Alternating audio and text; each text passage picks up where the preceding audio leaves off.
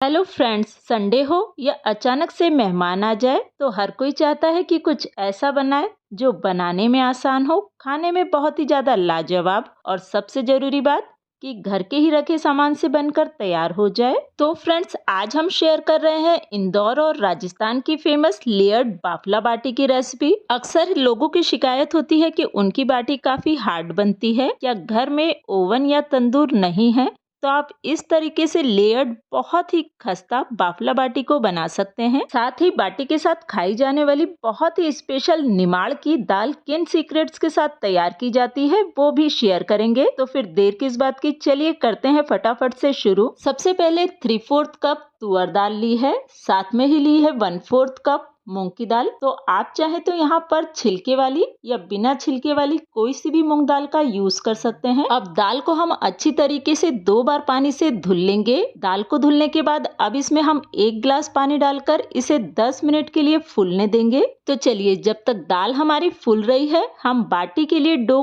Ready कर लेते हैं। इधर हम बड़े बर्तन में लेंगे 2 कप गेहूं का आटा। जी हाँ फ्रेंड्स, ये वही नॉर्मली रोटी या चपाती वाला गेहूं का आटा है जिसे मैंने छान लिया था, पर ट्रेडिशनली बाटी के लिए मोटे गेहूं का आटे का यूज किया जाता है। इसीलिए इसमें हम डालेंगे 3/4 कप रवा या सूजी। इसे डालने के बाद अब बाटी के टेस्ट को बढ़ाने के लिए इसमें हम डालेंगे 2 चम्मच बेसन को, साथ में ही इसमें हम डालेंगे टेस्ट अकॉर्डिंग नमक, और बाटी में टेस्ट के लिए साथ में अच्छे डाइजेशन के लिए इसमें हम डालेंगे आधा चम्मच अजवाइन, जिसे मैंने हाथों से क्रश करके डाला है। तो अब हम क्या करेंगे कि इन सभी चीजों को अच्छी तरीके से मिक्स कर देंगे, जिससे कि आटे में बेसन सूजी आपस में सभी एक सार हो जाए। और अब बाटी को अंदर से भी खस्ता बनाने के लिए इसमें हम डालेंगे 1/4 कप गरम किया हुआ तेल। आप चाहे तो तेल की जगह घी का भी यूज कर सकते हैं। साथ में ही बाटी के अच्छे कलर के लिए हम डालेंगे 1/4 कप हल्दी को। अब इन सभी चीजों को हम चम्मच से ही मिक्स कर देंगे, क्योंकि अभी तेल काफी गर्म है। तो तेल को यहाँ आटे में हमने अच्छी तरीके से मिक्स कर लिया है। अब हम क्या करेंगे कि साफ हाथों से अच्छी तरीके से इस आटे में मोयम लगा लेंगे। तो फ्रेंड्स देखिए, जब हम आटे को लेकर इस तरीके से मुट्ठी बांधते हैं तो आटा हमारा बंधने लगता है। तो यहाँ हमारे आटे में एकदम परफेक्ट मोयम लग चुका है। और अब इसमें हम थोड़ा थोड़ा पानी डालते हुए इसका यहाँ एक सॉफ्ट सा डो बनाकर रेडी कर लेंगे। और इतने आटे का डो बनाने के लिए मुझे यहाँ पर 1 कप और 2 बड़े चम्मच पानी लगे हैं। और आपको पानी कितना लगेगा ये आपने जो सूजी यूज करी है उस पर डिपेंड करेगा कि सूजी मोटी है या बारीक। पर ध्यान यहाँ पर ये दें कि डो हमें सॉफ्ट ही लगाना है, क्योंकि सूजी अभी पानी को सोक कर लेगी और ये डो थोड़ा सा हार्ड हो जाएगा। तो डो को हम 5 मिनट का रेस्ट देंगे, जब तक हम हमारी दालों को भी देख लेते हैं। यहाँ दाल थोड़ी सी सॉफ्ट हो चुकी है। तो दाल का सारा पानी निकालने के बाद दाल को हम ट्रांसफर कर देंगे कुकर में। साथ में ही इसमें हम डालेंगे 3 कप पानी, और अब दाल में हम डालेंगे टेस्ट अकॉर्डिंग नमक, साथ ही डालेंगे आधा चम्मच हल्दी। अब इसमें हम डालेंगे 2 पिंच हींग को। जी हाँ फ्रेंड्स, अगर आप हींग बॉईल होते समय ही दाल में डाल देते हैं तो हींग का पूरी ही दाल में बहुत ही अच्छा फ्लेवर आता है। और अब इस दाल को हम गैस पर चढ़ा देते हैं और कुकर में 2 विसल आने देते हैं। और उधर हमारे डो को रेस्ट करते हुए भी 5 मिनट हो चुके हैं। सूजी अच्छी तरीके से फूल चुकी है।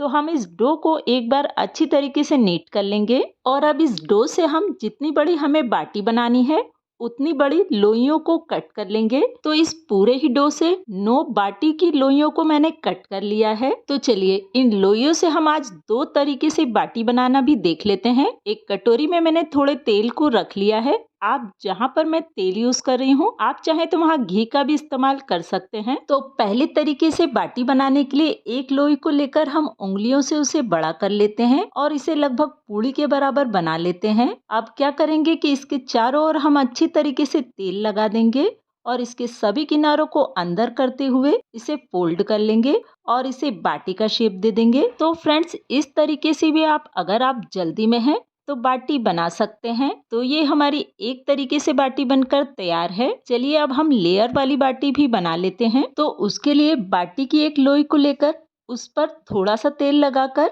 इसे हम बेल लेंगे। तो यहाँ हमें जितना पतला हो सके उतनी पतली रोटी बनाकर तैयार करना है। तो इसकी यहाँ एक बड़ी रोटी बेल ली गई है। अब हम इसके सभी तरफ अच्छी तरीके से तेल लगा देंगे जिससे कि हमारी बाटी में अच्छी सी लेयर आए। अब इसके दोनों किनारों को उठाते हुए इस तरीके से आधा आधा कवर कर देंगे और फिर से मोड़े गए हिस्से पर थोड़ा तेल लगा देंगे। अब हम इसकी साइड वाली एजेस पर से भी दोनों किनारों को उठाते हुए आधा आधा फोल्ड कर लेंगे। हर बार हमें इस लेयर पर तेल लगाना है जिससे कि बाटी हमारी अच्छी सी लेयर वाली बने और फिर से दोनों किनारों को उठाकर इसे रेक्टेंगल का शेप दे देंगे। और अब इस रेक्टेंगल की दोनों एजेस को हम इस तरीके से चिपकाकर त्रिकोणी का शेप देकर अब इसे हम अंदर की तरफ फोल्ड कर लेंगे और अब इसे उठाकर हल्के हाथों से हम अच्छी तरीके से जोड़कर इसे बाटी का शेप दे देंगे। तो फ्रेंड्स, इसे हल्के हाथों से ही जोड़ना है, नहीं तो हमारी बाटी में लेयर्स अच्छे से बनकर नहीं आएगी।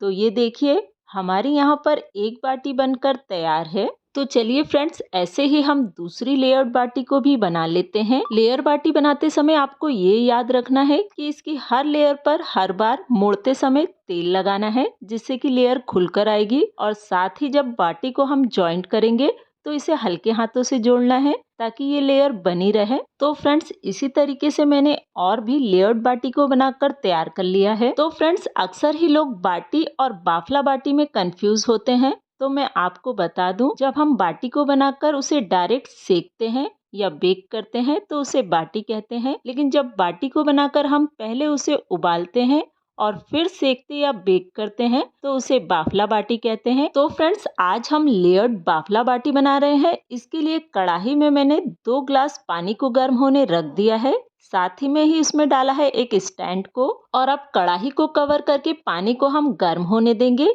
इधर एक प्लेट को हम ऑयल से ग्रीस कर लेंगे और पानी में जैसे ही उबाल आने लगता है तो प्लेट को हम रखकर जितनी भी आपकी प्लेट में बाटी आ सकती है उसे रख देते हैं। तो फ्रेंड्स, यहाँ बाटियों को मैं कढ़ाई में स्टीम कर रही हूँ। आप चाहे तो स्टीमर में या इडली स्टैंड में भी इसे स्टीम कर सकते हैं। साथ ही फ्रेंड्स, बाटी को रखते समय इसमें थोड़ा सा गैप रखें क्योंकि बाटी हमारी अभी स्टीम होने के बाद थोड़ी सी फूल जाती है। तो बाटियों को एकदम चिपका चिपका के नहीं रखना है और बाटियों को यहाँ 15 से 20 मिनट मीडियम फ्लेम पर अच्छी तरीके से स्टीम कर लेना है। इधर हमारी दाल भी रेडी हो चुकी है और आप देख सकते हैं कि दाल हमारी पूरी तरीके से मैश नहीं हुई है। तो आप क्या करें, दाल अभी हमारी गर्म है तो इस तरीके से आप चम्मच को चलाते हुए दाल को मिक्स कर सकते हैं या आप चाहें तो इसे घोट भी सकते हैं। तो ये देखिए फ्रेंड, यहाँ हमारी दाल घुट कर तैयार है। चलिए अब इस दाल को हम तड़का भी लगा लेते हैं। इसके लिए 2 बड़े चम्मच तेल को गर्म कर लेंगे। आप चाहे तो तेल की जगह घी का भी इस्तेमाल किया जा सकता है। गर्म तेल में हम डालेंगे आधा चम्मच राई, साथ ही आधा चम्मच जीरा, 2 कटी हुई हरी मिर्चों को, साथ में ही डालेंगे कुछ कड़ी पत्तों को। अब डालेंगे एक मीडियम साइज का बारीक कटा हुआ प्याज और प्याज को यहाँ हम ट्रांसलूसेंट होने तक भून लेंगे। तो जब प्याज हमारा ट्रांसलूसेंट हो जाता है तब इसमें हम डालेंगे 1 बड़ा चम्मच अदरक लहसुन का पेस्ट और इसे भी हम 1 मिनट तक भून लेंगे। तो यहाँ सभी चीजों को भुनने के बाद अब इसमें हम डालेंगे एक मीडियम साइज का बारीक कटा टमाटर और टमाटर को गलाने के लिए इसमें हम डालेंगे टेस्ट अकॉर्डिंग नमक, साथ ही डालेंगे 1 चम्मच धनिया पाउडर, 1 बड़ा ही चम्मच लाल मिर्च पाउडर। अब इसमें हम डालेंगे 1 बड़ा चम्मच कसूरी मेथी। तो कसूरी मेथी को दाल फ्राई करते समय जरूर डालें, इससे टेस्ट बहुत ही अच्छा आता है।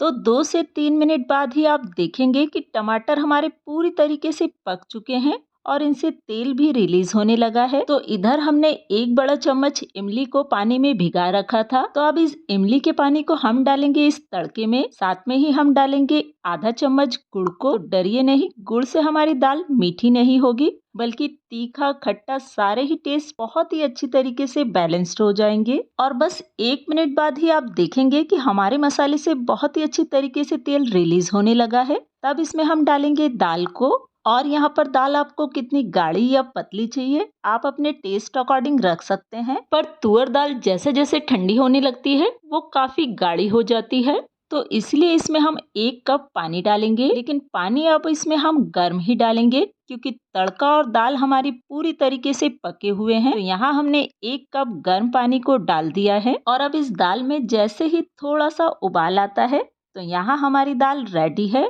लास्ट में इसमें हम डालेंगे आधा चम्मच गरम मसाला, साथ में ही इसमें हम डालेंगे खूब सारा कटा हुआ हरा धनिया। तो निमाड़ की बहुत ही फेमस तीखी हल्की सी मीठी और चटपटी दाल बनकर तैयार है। फ्रेंड्स, एक बार ये दाल आप किसी को भी खिला देंगे ना तो वो आपसे इसकी रेसिपी पूछे बगैर रह नहीं पाएगा। तो चलिए बाटी को भी हम देख लेते हैं। इसे स्टीम होते हुए 15 मिनट हो चुके हैं। इसे टच करने पर भी ये चिपक नहीं रही है और जब आप इसके अंदर फोक या टूथपिक को इंसर्ट करते हैं तो वो पूरी तरीके से क्लियर आता है। तो बाटी हमारी अच्छी तरीके से स्टीम हो चुकी है। अब प्लेट को हम पूरी तरीके से ठंडा होने देंगे, तभी बाटियों को निकालेंगे, क्योंकि गर्म प्लेट में से निकालने पर बाटी की लेयर्स टूट भी सकती हैं। तो अब इन ठंडी बाटियों को हम काट लेते हैं। तो आप देख सकते हैं कि हमारी बाटी में बहुत ही अच्छी तरीके से लेयर नजर आ रही है। हम क्या करेंगे कि एक बाटी के 4 हिस्से कर लेंगे। तो ये तो हुई लेयर वाली बाटी। चलिए उस बाटी को भी हम कट कर लेते हैं जिसे हमने पहले तरीके से बनाया था। तो आप देख सकते हैं कि इसमें ज्यादा लेयर नजर नहीं आ रही है, फिर भी ये जल्दबाजी में बहुत ही अच्छी बाटी बनकर तैयार हो जाती है। तो चलिए हम सारी ही बाटी को 4 पीसेस में कट कर लेते हैं। तो अब इन कट हुई बाटियों को हमें करना है फ्राई।